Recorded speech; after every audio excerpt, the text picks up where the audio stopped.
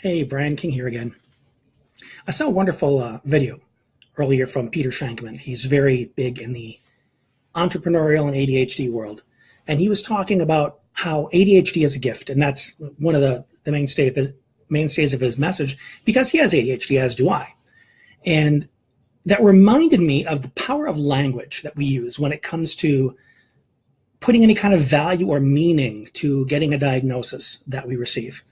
There are many people, and I'm sure you know them, that are given a diagnosis of ADHD, Asperger's, bipolar, whatever it is.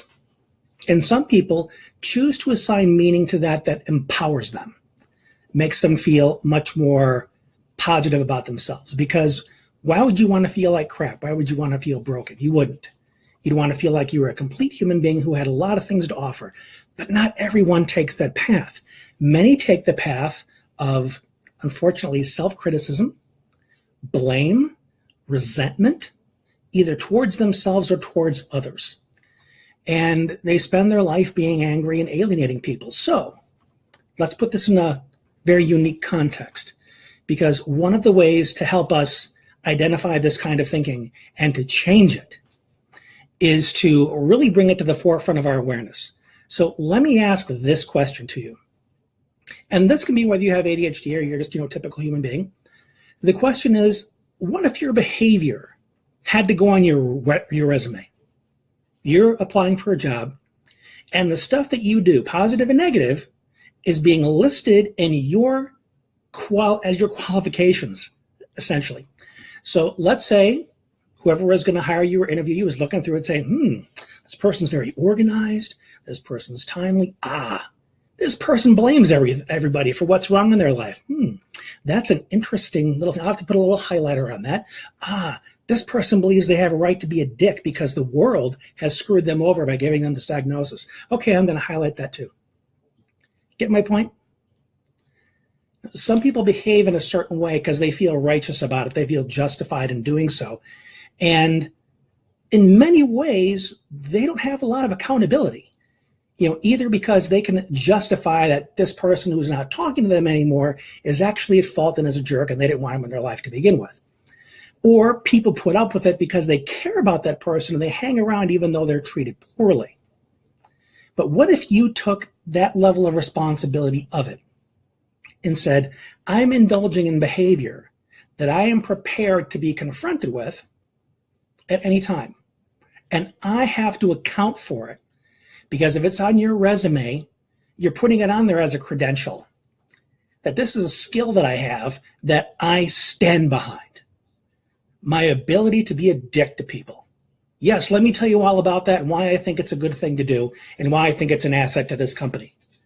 Oh, and I forgot to mention, I lie about virtually everything because my ego is fragile and this is how I protect myself, but I'm not really looking to change because it's worked out for me so far.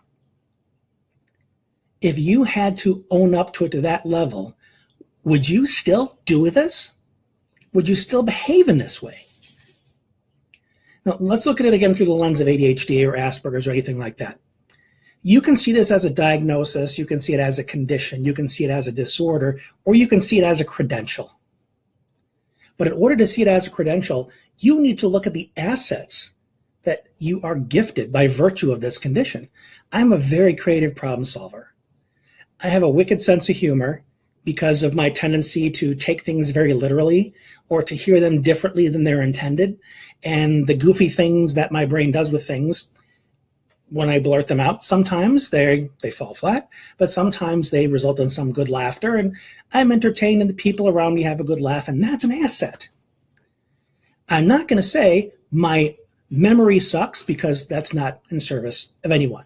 But I can say I'm very resourceful in making sure that I'm able to keep track of deadlines and all the important things that I need to remember in order to get my work done. That means I use a lot of lists. I use a lot of reminders. They don't need to know it's because my memory sucks, because of ADHD. I tell them what solutions I found and how well I use those solutions. That's how I take that quality of my ADHD and turn it into a credential versus a diagnosis. See? So all the things that you do to make your life work easier, to be more efficient, that's stuff that goes on your resume. But if you're spending a lot of time blaming, being resentful, being angry, and it comes out of your mouth, it comes out of your behavior, you better be prepared to atone for that too. You better be prepared to answer. Granted, this is not going to happen. This is not going to be, you're not going to be confronted with this during an interview. But I'm encouraging you to think about it as though you would. Because if you're not, yeah, see, even the puppy is upset about this. If you're not willing to take that level of ownership of it and be that aware of it and question whether this is truly the way you want to represent yourself in the world, that you want to be bitter rather.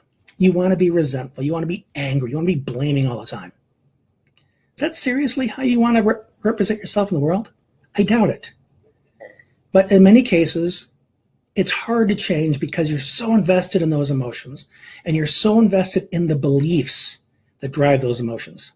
The beliefs that you've been wronged, that you've been done unto, that you do not have a choice, that it's too hard, that you can't.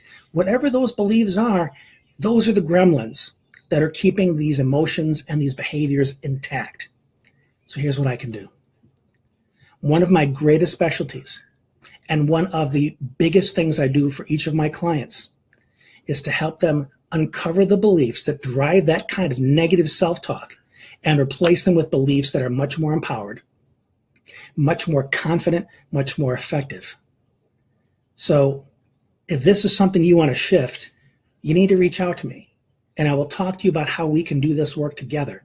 Because in order for you to live completely, happily, with gratitude, you need to have the beliefs that support that. Because you have a lot more to offer the world than negativity. You just need to know how to get rid of it and replace it with positivity. I hope this has been helpful. This has been Brian again. I appreciate your time. We'll talk again soon.